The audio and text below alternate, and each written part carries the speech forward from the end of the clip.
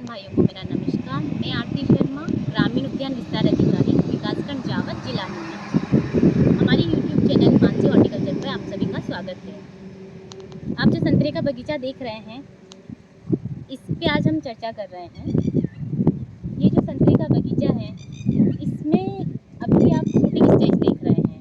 ये देखिए, अच्छी खासी फ्रूटिंग आ रही है। और संतरे के बगीचे में जो कि हमारा ये जावद क्षेत्र है, जिसमें लासुर बेल्ट है, ये संतरे का गढ़ माना जाता है नीमच जिले में। तो इस गांव में सबसे ज़्यादा संतरे लगाए जाते हैं। जो ये संतरे का बगीचा आप देख रहे हैं, इसमें सबसे ज़्यादा जो समस्या देखी जाती है वो होती है फ्रूट फ्लाई की। फ्रूट फ्लाई ऐसी एक समस्या है जो कि फार्मर को सबसे ज़्यादा नुकसान इसी के कारण से संतरे के बगीचे में आता है।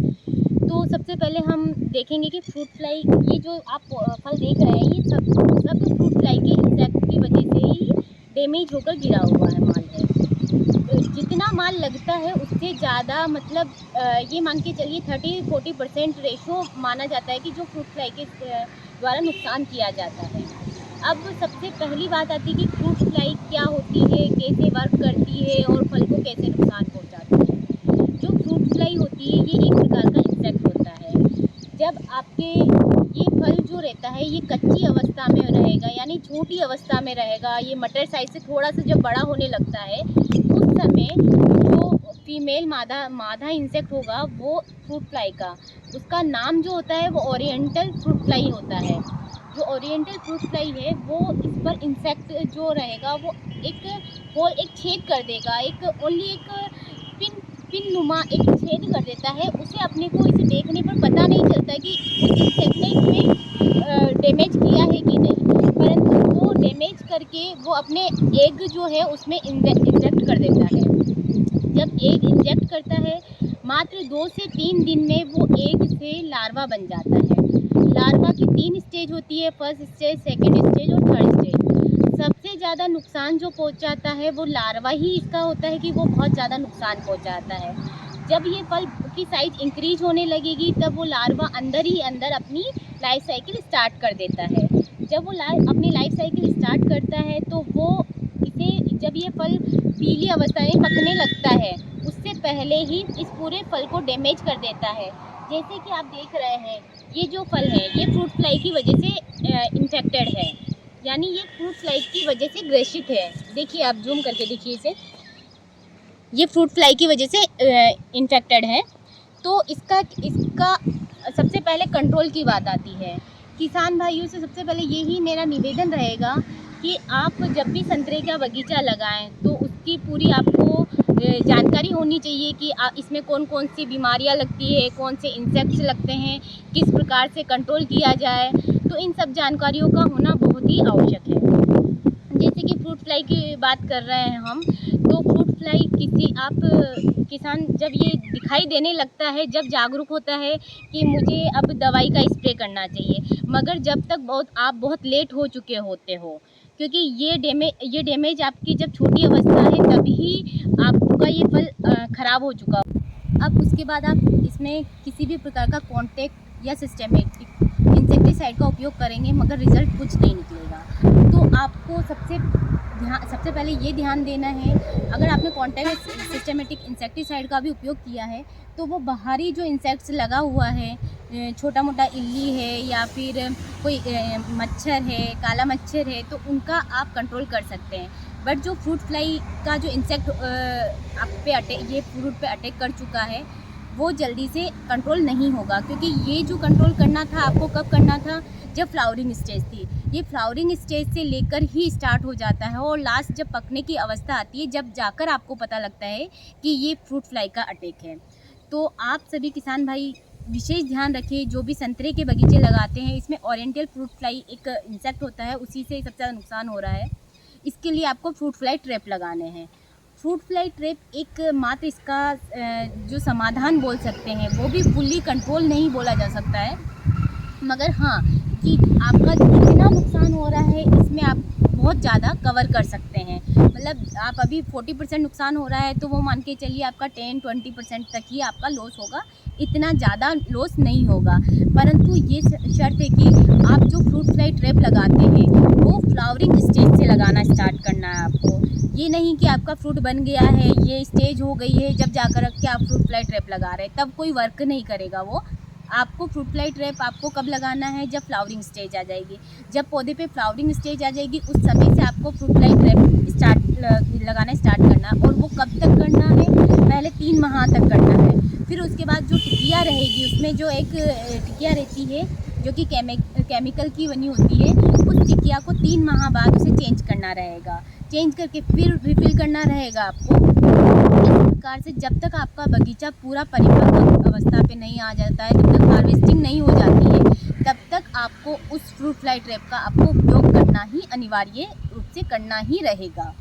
अब बात आती है कि ये सब कुछ आपने कर लिया, उसके बाद आप देखेंगे कि इसका जो कंट्रोल है आप बहुत अच्छे से कर सकते हैं। अब आपने देखा होगा कि फ्रूट फ्लाई जो एक मक्खी रहती है वो ज़मीन में रहती है, और जब अपनी सिचुएशन इसको मिलती है कि बेहतर सिचुएशन इसको लगती है कि हाँ मैं अब एग डेवलप कर सकती हूँ, तो ये फ्रूट पे अटैक करने लगती है। वैसे ये सॉइल में ही अधिकतर आपको देखने को मिलेगी, और इसका कोई समय निश्चित नहीं होता है कि आप किसी भी इंसेक्टिसाइड से इनसे कंट्रोल कर लें। कि आप सोचें कि हाँ मैं मॉर्निंग में जाके इंसेक्टिसाइड का स्प्रे कर लूँ तो ये कंट्रोल हो जाए, या इवनिंग में कर लूँ तो कंट्रोल हो जाए। इनका कोई समय निर्धारित नहीं है कि ये किस समय आपको बगीचे के ऊपर मिलेगी, तो ये कोई निश्चित नहीं है। ये अधिकतर समय आपको सॉइल के अंदर मिलती है। जब इनको फेवरेबल कंडीशन मिलेगी तो ये ऑटोमेटिक अपने फ्रूट पे अटैक करने लग जाती है। तो ये तो बात हो गई अपने फ्रूट फ्लाई ट्रैप की। अब फ्रूट फ्लाई ट्रैप तो आपने देख ही लिया है किस प्रकार से हमें लगाना है, किस प्रकार से। और आपको मैं इसमें मैसेज में या फिर कमेंट सेक्शन में आप मुझे बताइएगा फ्रूट फ्लाई पे आपको वीडियो अलग से एक बॉक्स का बनाना है तो वो भी मैं आपको बता दूंगी किस प्रकार से। दूसरी समस्या जो आप संतरे के बगीचे में देख रहे हैं वो ये फ्रूट क्रैकिंग है। ये जो आप देख रहे हैं ये इस प्रकार से देखिए, ये फ्रूट क्रैकिंग है। ये बोरोन डेफिशिएंसी के कारण से ये जो आपको क्रैकिंग है देखने को मिलती है। परंतु कुछ किसान इस अवस्था को, ये 2 प्रकार से होती है क्रैकिंग। एक जो क्रैकिंग होगी वो बोरोन डेफिशिएंसी के कारण होती है, और एक क्रैकिंग जो होती है वो कि जब आप गर्मी के समय में बगीचे को पानी प्रॉपर मात्रा में नहीं देते हैं, और जब बारिश का सीज़न स्टार्ट होता है, जब पौधे को एकदम बहुत सारा पानी मिलता है तो इसकी लेयर है वो स्वेल होने लगती है, और जिसके कारण से ये फट जाता है। तो ये 2 कारण हैं। ये कारण आपको समझना रहेगा कि ये किस कारण से हो रहा है, बोरोन डेफिशिएंसी के कारण से हो रहा है, या फिर आपने गर्मी भर पानी नहीं दिया है और एकदम पानी मिलने की वजह से ये क्रैकिंग आई है। ये आपको समझना है, उसके बाद ही आपको इसका अप्लाई करना है। और अपने जो संतरे के बगीचे के लिए है बोरोन कॉपर बहुत इम्पोर्टेंट एक न्यूट्रेंट है, जो कि माइक्रो न्यूट्रेंट के अंतर्गत आते हैं। ये आपको आवश्यक रूप से बगीचे को देना चाहिए। एक अपने संतरे के बगीचे में एक विशेष समस्या आती है जो कि आप यहाँ तो नहीं देख रहे हैं। एक आप डायबेक की समस्या आती है जो कि आप आगे वाले उसमें देखिए। आप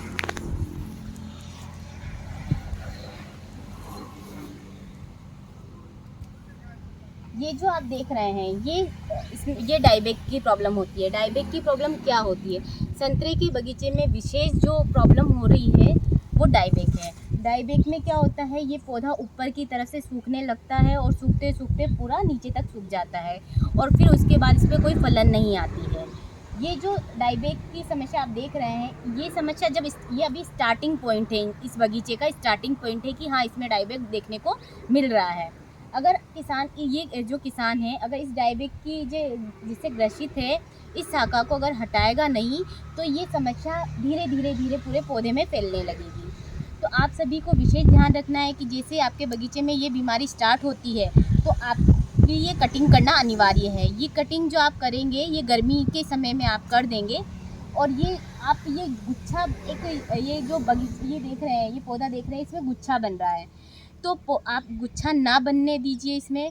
आप प्रॉपर वे में कटिंग करिए। जितनी ज़्यादा आप अच्छे से कटिंग करेंगे, प्रॉपर सनलाइट पौधे को मिलेगी। अगर प्रॉपर सनलाइट पौधे को मिलती है तो पौधा स्वस्थ रहता है और लंबे समय तक ये चलता है। जैसे कि डायबेक, अब डायबेक को कंट्रोल कैसे किया जाए? डायबेक तो आपने देख ही लिया है, अब डायबेक को कंट्रोल कैसे किया जाए? डायबेक को कंट्रोल करने के लिए एक कॉपर ऑक्सीक्लोराइड करके एक दवा आती है, या फिर किसी भी प्रकार का कॉपर का जो भी आप स्प्रे कर सकते हैं। कॉपर फंगीसाइड जो होते हैं उनका आपको स्प्रे करना रहेगा। तो ये जब ये स्थिति देखने को मिले या ना मिले, उससे पहले आपको बगीचे पर ये स्प्रे हमेशा करना है। ये स्प्रे आप एक नियम बना लीजिए कि 30 दिन में एक बार तो मुझे ये स्प्रे करना ही है। वैसे तो 15 दिन का डोज होता है, 15 दिन इंटरवल में इसे किया जाता है, परंतु हर समय बगीचे में इतना नहीं किया जा सकता। तो आप लोग इसे 30 दिन के अंतराल में आप इसे कर लीजिए, क्योंकि जितना ज़्यादा आप इसका उपयोग करेंगे तो बगीचा आपका स्वस्थ रहेगा और सही रहेगा। दूसरी बात, आप देख रहे हैं इस बगीचे में किसी भी प्रकार का लेप नहीं किया गया है। ये जो बगीचा है इसमें लेप नहीं करने से जो रूट संबंधी समस्या है वो भी बहुत देखने को मिलती है। आपने बोडो पेस्ट नाम का एक बोडो मिक्सर बोला जाता है, बोडो पेस्ट बोला जाता है, इस तरह की दवा बनाई जाती है जिसमें चूना होता है, कॉपर होता है और आपका पानी होता है। इन तीनों का मिक्सचर बनाकर पौधे पे लेप किया जाता है। इसे लेप करने से क्या होता है कि ये 2 समय लेप किया जाता है, एक तो गर्मी के समय किया जाता है, एक सर्दी के समय किया जाता है। जो गर्मी के समय लेप किया जाता है उससे पौधे को गर्मी की लपट पौधे को ना लगे, उससे सहन करने की क्षमता के लिए उस लेप का उपयोग किया जाता है। और सर्दी में अत्यधिक सर्दी ना लगे पौधे को, या सर्दी की वजह से रूट जोन डैमेज ना हो, उसके लिए बोडो पेस्ट का उपयोग किया जाता है। तो बोडो पेस्ट एक बहुत अच्छी चीज़ है। बगीचे, जितने भी बगीचे लगते हैं, ज़रूरी नहीं है कि संतरे का बगीचा है उसी के लिए उपयोगी हो। आप अमरूद का बगीचा है, आपके नींबू का बगीचा है, अपने आंवले का बगीचा है, या किसी भी प्रकार का ऐसे बगीचे जिसमें आप बोडो पेस्ट का ज़रूर से ज़रूर उपयोग करें। अब बात होती है जैसे कि आपने बोडो पेस्ट बनाया, अब बोडो पेस्ट से आप बोडो एक मिश्रण तैयार करके, जैसे ये हमने जो गाढ़ा तैयार किया जाता है उसे बोडो पेस्ट बोला जाता है, और जो लिक्विड फॉर्म में तैयार किया जाता है वो एक स्प्रे फॉर्म होता है। तो जैसे COC अगर आपके पास नहीं है या फिर COC अफोर्ड नहीं कर सकते हैं आप, तो बोडो मिश्रण का आप इस पर स्प्रे भी कर सकते हैं। उससे भी आपकी डायबेक की समस्या कम होती है, और जो पौधे के अंदर आपका कॉपर डेफिशिएंसी रहती है उससे भी आपको निदान मिलता है। तो ये बगीचे के लिए बहुत ही उपयोगी चीज़ है। और आपको अधिक से अधिक जानकारी के लिए और भी मुझसे कोई क्वेश्चन है आपके, तो आप मुझसे पूछ सकते हैं, आप मुझे कमेंट कर सकते हैं। और आई होप ये वीडियो आपके लिए बहुत उपयोगी रहा होगा या रहने वाला है। तो आप लोगों को मेरा धन्यवाद, बहुत बहुत धन्यवाद।